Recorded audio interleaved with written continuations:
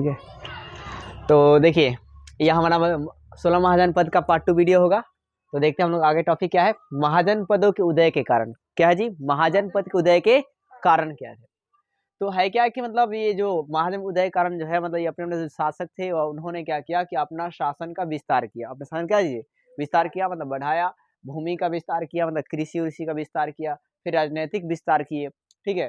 फिर अपने क्या थे जी, शक्ति से युद्ध के माध्यम से क्षेत्र को क्या किया, विस्तार किया, मतलब युद्ध लड़े और फिर इस तरह उन्होंने क्या किया, अपने एरिया को और ज्यादा बढ़ाया। तो महाजन पद के उदय के कारण क्या थे, तो आपके निम्नलिखित कारण थे। अपने वो शासन का विस्तार किए, शासन का विस्तार करने के लिए भूमि का विस्तार किए, ठीक है ना, कृषि का विस्तार करते हैं, राजनीतिक विस्तार करते हैं, अपने शक्ति से युद्ध के माध्यम से क्षेत्रों का क्या करते हैं, विस्तार करते हैं, मतलब युद्ध लड़ते हैं और वहां के एरिया को जीत जाते हैं और अपने अंडर में वो ले लेते हैं, ठीक है। जैसे मान लीजिए कि कोई आदमी है, वो दूसरे जगह, मतलब मान के चलिए कि मतलब कोई जगह है, उस जगह पर उन्होंने आक्रमण कर दिया और आक्रमण कर लेगा तो वहाँ के राजा को हरा देगा, तो वो एरिया उसका अब हो जाएगा, ठीक है। उस तरह ये भी विस्तार अपना मतलब एरिया जो है फैला रहे थे। फिर इनके पास लोहा का भी ज्ञान हो चुका था, तो लोहा का भी अपने ऐसे करते युद्ध में अपने हथियार में उपयोग कर रहे थे, ठीक है। और इस तरह और भी ज्यादा शक्तिशाली हो रहे थे। अब है क्या, नए क्षेत्रों की मतलब इनके नए क्षेत्र का भी खोज रहा था, ठीक है ना। नए क्षेत्र को खोज कीजिए, अगर उस पर मतलब कमजोर राजा है तो उस पर मारिए उड़िए और फिर अपने अंदर उसको ले लीजिए। अब है आपका अगला हेडिंग, इसमें कोई दिक्कत है आपको, महाजन पदों के उदय के कारण। तो उदय के कारण क्या है भाई साहब, अपने शासन का क्या करना, उन्होंने विस्तार किया। वो राजनीतिक तरीके से किया, कृषि से किया, ठीक है, मतलब भूमि का विस्तार किया, युद्ध से लड़कर किया, ठीक है, अनेकों तरीके से करने का उन्होंने प्रयास किया, जैस तरह हो जाए, नए चीजों को खोज कर किया। अब है क्या, महाजन काल के जानकारी का स्रोत। तो महाजन पद के जो है ना, 16 महाजन पद के जानकारी के स्रोत है वो दो चीजों से मिलती है, एक आपका बौद्ध धर्म से और एक आपका जैन धर्म से। लेकिन अधिक प्रमाणिक जानकारी किससे मिलता है, तो बौद्ध धर्म से। अधिक प्रमाणिक जानकारी किससे मिलता है जी, बौद्ध धर्म से मिलते हैं, और अधिक अभिलेख भी आपके बौद्ध धर्म में मिलते हैं, ठीक है। तो आपका है क्या कि महाजन पद की जो जानकारी का स्रोत है आपका बौद्ध धर्म के अंगुतुर निकाय से। किसे जी, बौद्ध धर्म के अंगुतुर निकाय से, और जैन धर्म के भागवती सूत्र से प्राप्त होता है। कैसे आप याद रखेंगे, बीए, क्या है जी, बीए, बौद्ध धर्म के अंगुतुर निकाय से, मतलब बी के बाद ए आएगा, कि इसमें डाटा एमसीक्यू जो क्वेश्चन आएगा ना, तो उसमें थोड़ा कंफ्यूजन आएगा, ठीक है। तो बी के बाद क्या आएगा जी, ए, बी के साथ कब वो नहीं आएगा, ठीक है। तो है क्या कि देखिए, तो बौद्ध धर्म के अंगुतुर निकाय से, और यहाँ पे भाई साहब जैन धर्म के भागवती सूत्र से, जैन धर्म के भागवती सूत्र से, मतलब बी ए उसके बाद जे बी। अब है क्या, अंगुतुर निकाय जो आपका बौद्ध धर्म है और जैन धर्मों के तुलनात्मक किया जाए तो अच्छे पता चलता है कि अधिक प्रमाणिक जानकारी जो है ना बौद्ध धर्म से मिलता है। क्यों भाई साहब, क्योंकि संकलन जो है ना, जो लिखावट की बात करते हैं या रचना की बात करते हैं, तो सबसे पहले संकलन में आपका बौद्ध धर्म आया था, उसके बाद जैन धर्म की बात होती है, ठीक है। फिर है क्या, यहाँ पर लिखित अभिलेखों के भी साक्ष्य मिलते हैं, और लिखित अभिलेखों से भी पता चलता है कि अधिकतर जानकारियाँ जो है बौद्ध धर्म से मिलती है और थोड़ा बहुत जानकारी आपका जैन धर्म से मिलता है। क्लियर है। तो आपने क्या देखा कि महाजन पदों की जो जानकारी है वो आपके दो चीजों से मिलता है, एक बौद्ध धर्म के अंगुतर निकाय से और एक जैन धर्म के भागवती सूत्र से। ज्यादातर ये तुलनात्मक रूप से इसे देखा जाए तो ज्यादातर जानकारियां जो मिलती है वो बौद्ध धर्म से मिलता है, क्योंकि इसमें लिखित साक्ष्य भी ज्यादा मिलते हैं। फिर आपको इसका प्रमाणिक जानकारी भी जो है वो पहले का है, पहले बौद्ध धर्म है, इसके बाद जैन धर्म आता है। अब है मगध महाजनपद का क्या जी, उत्कर्ष। क्या जी, मगध महाजनपद का क्या जी, उत्कर्ष। तो आपका है क्या कि सबसे पहले बात करते तो मगध जो है ना, तो मगध जो था जो भी मतलब है, जैसे अन्य जगह कहीं भी होता है तो उसका एक राजधानी होता है, तो उसी प्रकार क्या होता है, जैसे मान लीजिए दिल्ली, दिल्ली की एक राजधानी है अपनी, तो उसी प्रकार मगध का भी अपना राजधानी था। क्या था, राजगिरी। क्या था जी, राजगिरी। अब राजगिरी जो इलाका था वो पहाड़ी वाला इलाका था। कैसे था जी, चारों तरफ से पहाड़ी से घिरा हुआ था, तो सिर्फ सुरक्षित था। क्या था जी, सुरक्षित था। ये लोग है क्या कि मतलब दूसरे लोग इन पे आक्रमण करने में सोचना पड़ता था कि पहाड़ी को कैसे पार करके आएंगे, ठीक है, लेकिन ये लोग दूसरे पर आक्रमण आसानी से कर लेते थे। फिर आपका है कि मतलब वही बात है, हमने देखिए कि राजधानी मगध ने अपनी राजधानी राजगिरी बनाई थी, जो कि क्या था, सुरक्षित था। क्लियर है। फिर हमले होने की पॉसिबिलिटी कम थी, इन पर हमला होने की पॉसिबिलिटी क्या था, कम था, परंतु ये हमला कर सकते थे। ये क्या जी, हमला कर सकते थे दूसरे पर, ठीक है। पहाड़ी से घिरा हुआ था तो हमला करने का उधर से पॉसिबिलिटी क्या है, कम है, लेकिन इधर से हमला आसानी से कर सकते हैं पहाड़ी पर चढ़कर। फिर इन्होंने बाद में अपनी राजधानी को चेंज कर दिया, क्या बना दिया, पाटलिपुत्र। क्या बना दिया जी, पाटलिपुत्र बना दिया। फिर आपका है क्या कि मगध के ये जो शासक थे ना, कुशल शासक थे। कैसे थे जी, कुशल शासक, मतलब एकदम मगन रहते थे, हल्पी रहते थे।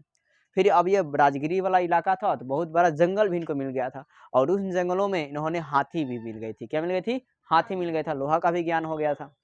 तो इस तरह जो हाथी पर कंट्रोल कर दिया तो जो आदमी कर लेता है तो ऐसे कहा था कि बाहुबली है। वो क्या जी? बाहुबली है। तो जो इंसान हाथियों को कंट्रोल करके अपने अंडर सेना में भर्ती कर सकता है वो बहुत ही क्या जी मतलब मजबूत होगा इंसान, मतलब कहीं ना कहीं पावरफुल ज़्यादा होगा। तो ऐसे में कहा गया कि जो मगध है ना वो सबसे शक्तिशाली है। क्या जी? पूरा 16 महाजनपदों में कौन सा शक्तिशाली है? तो मगध। कौन है जी? मगध शक्तिशाली है। अब कोई भी एरिया जब वैसे मान अमेरिका है तो अमेरिका शक्तिशाली क्यों है? क्योंकि उसकी राजनीतिक अच्छे है, राजनीतिक व्यवस्था अच्छी है, आर्थिक व्यवस्था अच्छी है, ठीक है ना, लोकतांत्रिक व्यवस्था अच्छी है, ठीक है।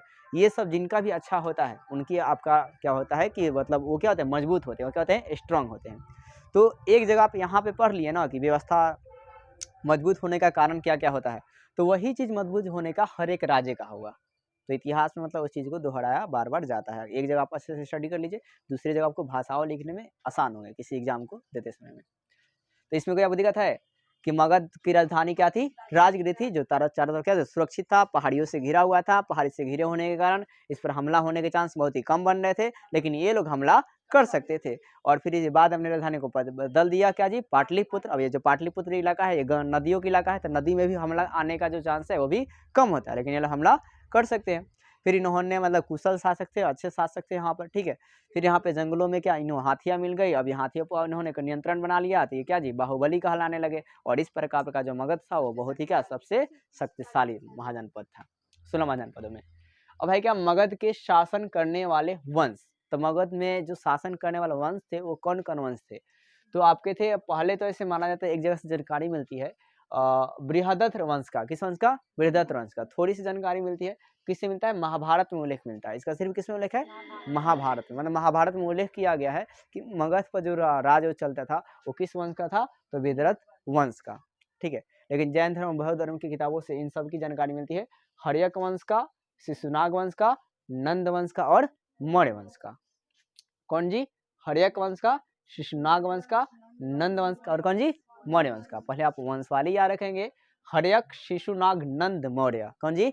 हर्यक, शिशुनाग, नंद और मौर्य। हर्यक, शिशुनाग, नंद और क्या जी? मौर्य, ठीक है ना। अब है क्या हर्यक वंश के जो स्थापनाकर्ता होते हैं वो कौन होते हैं? बिंबिसार। कौन होता है जी? बिंबिसार होते हैं। उनका बेटा अजातशत्रु, फिर उसके बाद उदयन आते हैं, फिर है क्या अनिरुद्र और क्या जी? मुंडक और क्या जी? नागदशक। कौन है जी? नागदशक। तो हर्यक वंश का अंतिम शासक जो है वो नागदशक है। फिर आप कहेंगे शिशुनाग वंश देखते हैं, तो शिशुनाग का जो स्थापना करता है या फाउंडर जो है वो कौन है? शिशुनाग है। कौन है जी? खुद वो शिशुनाग है, अपने नाम पे रखते हैं। हालांकि ये इनको मार देते हैं, उसके बाद उस वंश की स्थापना होती है। फिर है क्या नंद वंश की बात करते हैं, तो नंद वंश में है क्या महान दिन आते हैं। क्या जी? महान दिन आते हैं। फिर है क्या महापद्मानंद आता है। कौन आता है जी? महापद्मानंद। फिर उसके बाद कौन जी? घनानंद आते हैं। कौन आते हैं? घनानंद आते हैं। फिर घनानंद के जो शासन को उजाड़ फेंकने वाला जो राजा होता है मगध में वो कौन होता है? चंद्रगुप्त मौर्य। वो हम कैसे उजाड़ फेंकता है? तो कौटिल्य नीति के अनुसार मतलब कौटिल्य और चंद्रगुप्त मौर्य जो है दोनों अपने शिष्य मिलकर उसको उजाड़ फेंकने की कहानी को रचते हैं। वो कैसे होता है उजाड़ फेंकने की कहानी?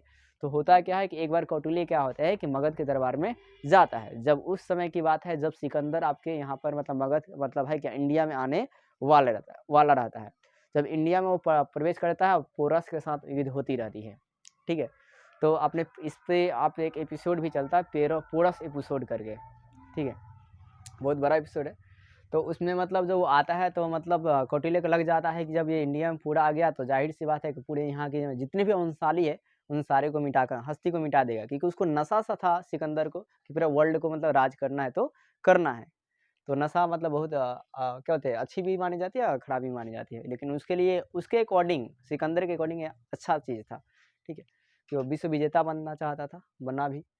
तो हुआ क्या इस कौटिल्य जी गए घनानंद के दरबार में। तो घनानंद के जब दरबार में गए ना तो वहाँ पर क्या हुआ कि मतलब वो अपने ये घनानंद जी अपने अयासी में लीन थे।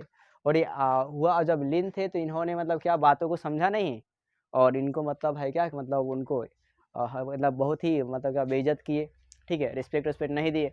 तो उसके बाद फिर घनानंद और उसके बाद जो कौटिल्य जो है उसके बाद ये प्रण लेते हैं कि जब तक हम आपके साम्राज्य को उखाड़ नहीं फेंक देते हैं तब तक हम चैन की नींद नहीं लेंगे। तो उसके बाद जब ये रास्ते में जा रहे थे तो इनको एक शिष्य में मतलब एक लड़का दिखाई दिया जिसका अभी नाम उसका मौर्य नहीं था, ठीक है, एक लड़का भी दिखाई दिया, और उसके माँ से उन्होंने बात करके उसको अपने कुटिया में लेकर गया और उसे सारी विद्याएं सिखाई जो आपके युद्ध की विद्याएं आवश्यक होती है। ठीक है, टोटली विद्याएं सिखाने के बाद क्या किया गया कि उसके बाद उन्होंने घनानंद के दरबार पर डायरेक्ट वार करने की प्रयास किया।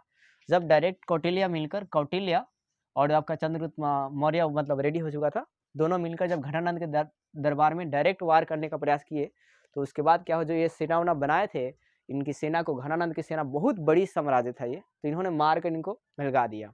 ये भी दोनों जान बचाकर जल्दी जल्दी आपके भाग गए, निकल गए वहाँ से, कैसे भी जान बचाकर निकल गए। अब जब जान बचा के लौट रहे थे तो रास्ते में क्या हुआ कि एक कुटिया था, एक कुटिया में एक माँ ने क्या किया था, एक माँ ने कि अपने बच्चे को खिचड़ी दी खाने के लिए। ठीक है, अब वो खिचड़ी में जब थाली लेकर बैठा था ना, तो बीच से जैसे खाया ना, बस हाथ जल गया, तो चिल्लाया कि माँ।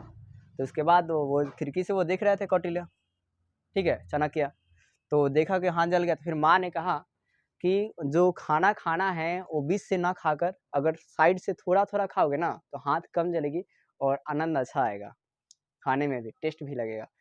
तो वो चीज़ उसको मतलब ये कौटिल्य जो अच्छा लगा, तो उसके बाद ये जो है कौटिल्य इस माँ के चरणों में जाकर मतलब पढ़ते हैं और बोलते हैं कि आज मेरे को आपने सीख सिखा दिया कि किसी को मारना है तो डायरेक्ट बीच में जाकर नहीं मारेंगे, सीधा वार नहीं करेंगे, पहले साइड साइड से उसे खोखला करेंगे, थोड़ा थोड़ा कर कर आनंद लेते हुए, और उसके बाद उसकी प्रजा पर डायरेक्ट हमला करेंगे। तो ऐसे ही कौटिल्य ने क्या किया और चंद्रगुप्त मौर्य ने आहिस्ता, पहले इन्होंने कौटिल्य ने क्या किया, 20 कन्या बनाना शुरू किया, एक ऐसी कन्या जो मतलब राजाओं को अपने जाल में फंसाएंगी और उसे विष देकर मारने का प्रयास करेंगी। ठीक है, तो ऐसे आज भी उदाहरण है कि जो भी विलन लोग होते हैं या उद्योगपति लोग होते हैं या जो ज़्यादा अयासी के चक्कर में जाते हैं, तो उनका मौत के कारण भी वही हो जाता है। ठीक है, तो अगर आपको बहुत बड़े विलन बनना है तो ऐसे में कहा जाता है कि आप अयासी से दूर रहिए, तभी जाकर आप बन सकते हैं विश्व विजेता, नहीं तो नहीं बन सकते। सिकंदर का पीछे विश्व विजेता बनने का ये सबसे बड़ा रीज़न था कि वो अयासी बाजी नहीं था, इसलिए। तो यहाँ पर ये कौटिल्य चंद्रगुप्त मौर्य क्या करते हैं, साइड साइड से मतलब पूरे राजाओं को मारना चालू करते हैं, 20 कन्याओं के द्वारा, फिर खुद से भी मारते हैं। और फिर जब ये चंद्रगुप्त मौर्य खुद आपका है क्या, घनानंद के दरबार में आपका घुस भी जाते हैं, ऐथी बनकर उन लोग को सैनिकों के रूप लेकर, ठीक है, धारण कर कर, और उसके बाद वहाँ पर उसके सारे डिटेल ले लेते हैं, और उसके बाद आहिस्ता आहिस्ता मारना ये लोग चालू करता है, और फिर आखिरी कर अंततः घनानंद की जो साम्राज्य होती है उखाड़ कर फेंक देता है, मतलब खत्म हो जाती है। और यहाँ पर जो आपका नंद वंश है वो खत्म हो जाता है मगध का, और वहाँ पर एक अच्छी सी नींव डाली जाती है मौर्य वंश, और मौर्य वंश के संस्थापक होते हैं चंद्रगुप्त मौर्य। कौन जी, चंद्रगुप्त मौर्य। और चंद्रगुप्त मौर्य के दरबारी में जो रहते हैं, दरबार में जो नीति रहते हैं, जो पीएम होते हैं मतलब प्रधानमंत्री जो जिसे कहा जाता है, वो बनते हैं कौटिल्य। तो कौटिल्य जी को चाणक्य भी कहते हैं या कौटिल्य भी कहते हैं या विष्णुगुप्त के नाम से जाना जाता है। फिर चंद्रगुप्त मौर्य के बाद जो मतलब शासक बनता है वो कौन जी, बिंदुसार। कौन जी, बिंदुसार। और उसके बाद उनका बेटा लास्ट क्या जी, अशोक। क्या जी, और अशोक पर कहानी आपका जो है खत्म हो जाती है मगध की। ठीक है,